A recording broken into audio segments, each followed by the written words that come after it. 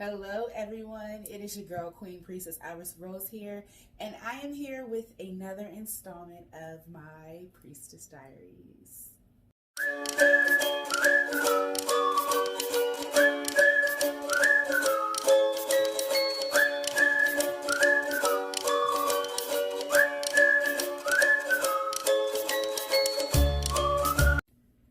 I told you guys that I was going to start being in depth a little bit more in 2022 with my Priestess Diaries. They are going to start having more substance to them, right?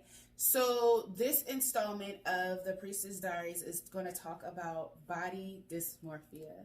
Now, you guys, I am currently dressed in my workout attire. This is actually one of my samples for my fitness line, actually. And I had just finished training a client, okay? And so in training with a client, we're not only working on getting her body right, but we're working on confidence. And so this is actually what kind of led to this installment of Priestess Diaries. So I had to kind of be vulnerable with her and let her know that confidence is not always going to come easy, especially when you're working on your body. It does not come easy. And what I have come to realize is that I suffer slightly from body dysmorphia. I know I seem like I'm really confident and I wear my clothes really, really well. Like, I'm a bad bitch, okay? Like, I'm not going to take anything away from myself. Like, I'm a baddie. And it's crazy that I actually do suffer from body dysmorphia. And I'm going to be completely vulnerable here. This is something I've never done, but I really, like, this is my diary and this is me, like, spilling my guts. So I'm going to be, like, really transparent with you guys, okay? So again, I suffer from body dysmorphia. I have never been this small in my life. I am currently a size 8. Well, actually, I'm currently a size 6. But I can still fit 8. Some 6s don't fit me, like if they're on the smaller end of the 6. Some 6s don't fit me. I can get into a size small. And I still buy mediums, and that's part of the body dysmorphia because it took me literally like a year and a half for me to really buy mediums when I was a full-on medium, okay? So we're going to talk about that, all right? So let's just get into it. So when I was at my heaviest, I was a size 16 and I was kind of starting to teeter on the size of size 18. Now you heard me just say that I'm a size 6 now. Size 6, size 8, size 6, okay? I went from a 16 to a size, I dropped half my weight. I dropped half my body size or half my clothes size. So with that can spark body dysmorphia. So it took me a long time to, I was always in larges. I couldn't fix myself to buy extra larges because I didn't want to believe that I was that big, okay? And when I started wearing 16s and teetering into 18s, I was like, no, this is just too much.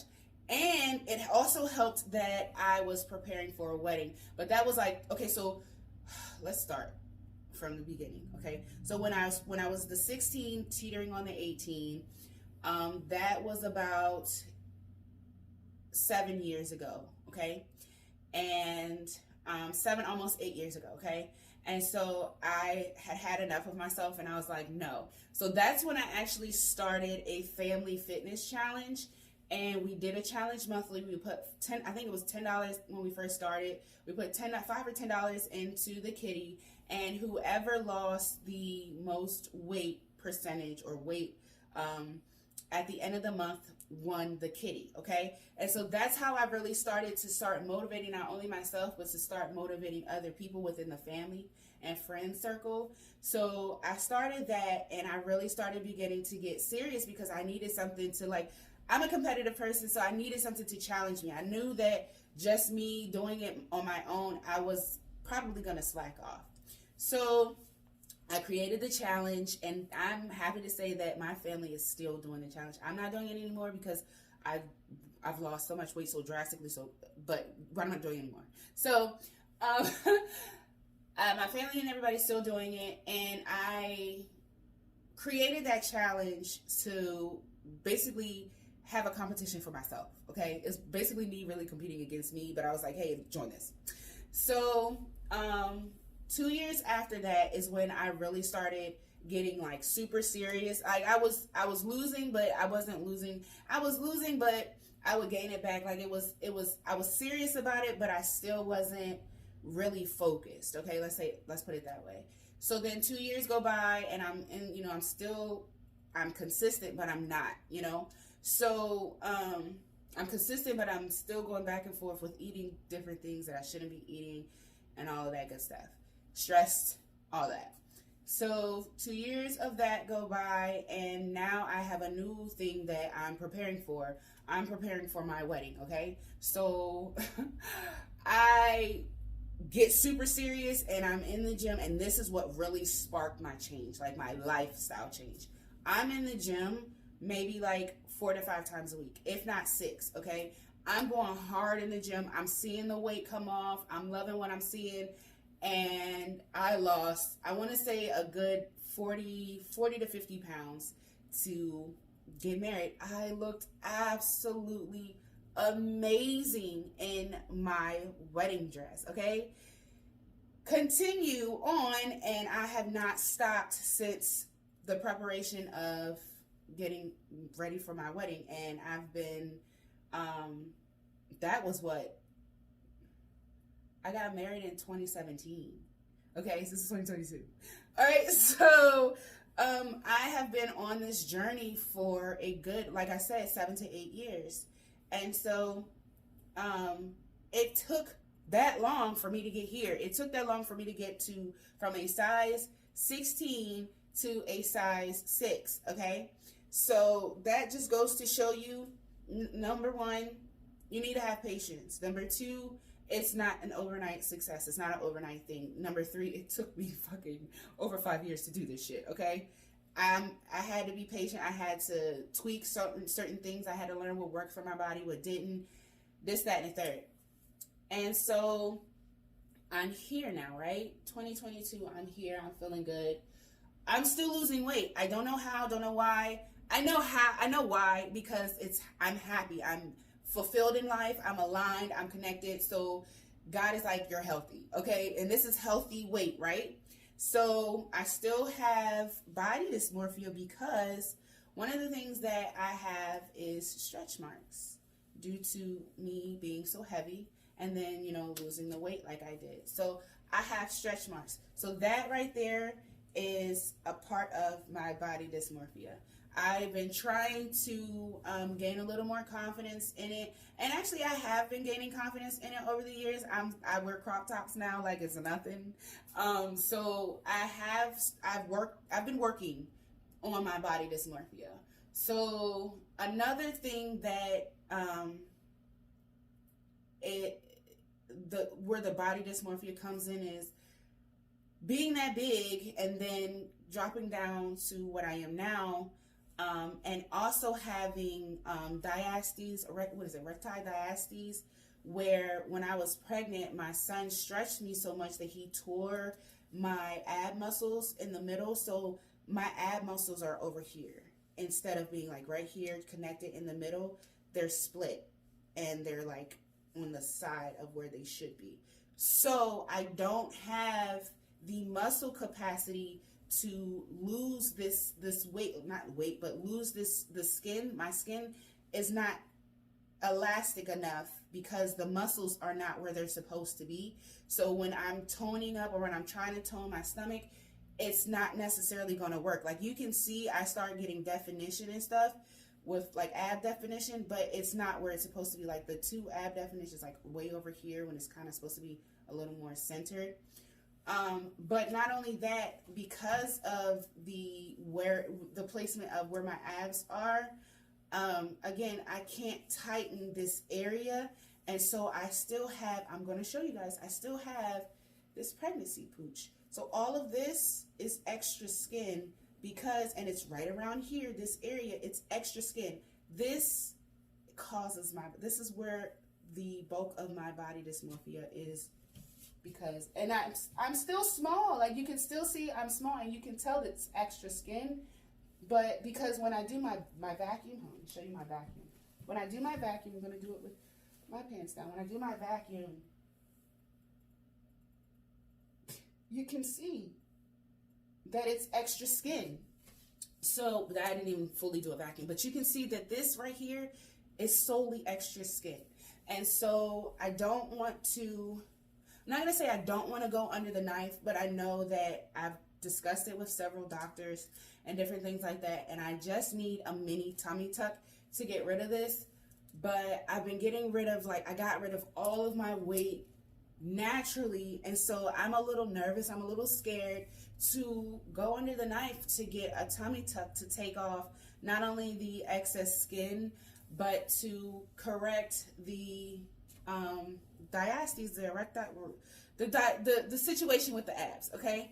And so that is what causes my body dysmorphia. So I do suffer, even though I am a size 6, size 6'8", size small medium, I do suffer from body dysmorphia. You guys are not the only one. Heavier ladies, you are not the only one who suffer from, you know, confidence issues with your weight and body dysmorphia and different things like that. It is a real thing in the smaller women too. And so when people tell me, like, people tell me all the time, you're so small, you have to, like, stop losing weight, like, you're so small.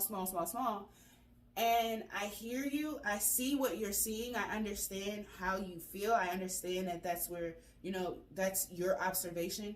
But what you don't understand is what goes on internally. You don't understand what goes on mentally. Mentally, yeah, I know I look good. Mentally, like, in clothes, I know I look great, However, there's still what people don't see, what I see in private. You know what I'm saying? There's still, you know, of course, I can tone up my arms, which my arms are starting to get a little flabby, but I can tone up my arms. I can do my push-ups, my planks, and I can work on this. Like, I can work on this. My legs have always been amazing. And I'm going to work on my butt. I don't have a butt, but I really don't want to go under the knife. I don't want cosmetic surgery, but I know that, honestly, that's the only way that I'm going to be able to fix the issue that I'm having. So that's me being, like, super vulnerable. I've never showed anybody this shit. Like, I've never showed anybody, like, my excess skin and stuff. And I know you guys are like, it's not that much, girl. Like, stop. Like, it's not that much. I used to call it my pregnancy pooch. But it's just, like, it's still discouraging, especially when I've lost so much weight. I've worked so hard for so long. And then it's like, you can't just fully snap all the way to where you want to snap because you have a real medical muscular issue going on. So that, in a nutshell, is my battle with body dysmorphia. And again, I know you guys, people see a beautiful, confident person, especially when I'm in my clothes. I'll like, I'm confident, don't get me wrong, but there does come times where I get down about what I'm seeing.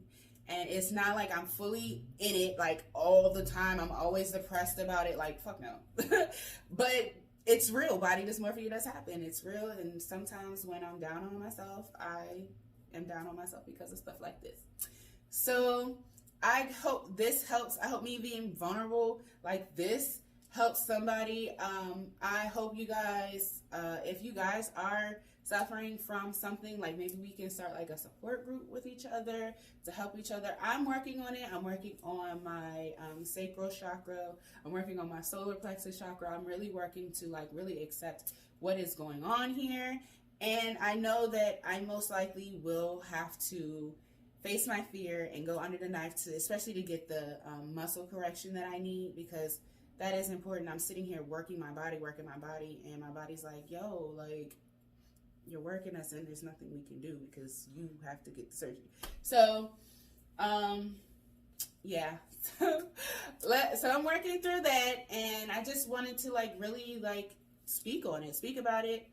And because it's not a topic that a lot of people touch. It's not something that people are really raw and vulnerable and like really transparent and show, you know, exactly the problematic areas and things like that. And so, like I said, my Priestess Diaries, I really want to be real. I want to be raw. I want to be uncensored. I want to be able to express myself fully. I've never been able to really express myself, my feelings, because I've always had to worry about other people's feelings. And so with my Priestess Diaries, it's like, fuck everybody else's feelings. These are my thoughts. These are my feelings. These are what I'm going through. And this is my fucking diary. It's just like, it's my diary, and you just have access to it. So that's all I have for this episode of Priestess Diaries. Sorry to take so long, but yeah, I just felt like it was really important for me to express. And not only was it important for me to express, it's important for me to document, because I probably will start looking into the procedure, and probably will go ahead and vlog it and take you guys along with me, because it's something it's important to me. It's bothering me. So thank you guys for understanding, being, you know, so understanding and supportive. Please no hate comments, because I will block your dumb ass. But thank you guys so much for, like, again, your love, your support. Like this video, comment on this video. Let me know if you have any of the same issues or anything like that. And subscribe to the channel. Talk to you later. Bye.